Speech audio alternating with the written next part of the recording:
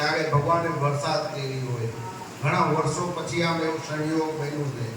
એટલે જ્યારે જગતના નાથ આવતા હોય ત્યારે ભગવાનને પણ આમ છે ને ચારો બાજુથી ખુશી થતી હોય છે. આપણને એવું લાગે કે આ વરસાદ ચાલુ છે, વરસાદ શું કરશે?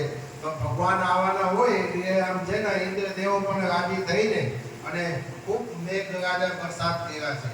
અને આ વર્ષ તો ખૂબ સારું છે. અયોધ્યાની અંદર રામ ભગવાન પણ આવ્યા છે અને આખા વિશ્વની અંદર કૃષ્ણ ભગવાન પણ આ વર્ષે ટાઈમસરથી અને ખૂબ સારી રીતે ધામે ધૂમે આવ્યા છે.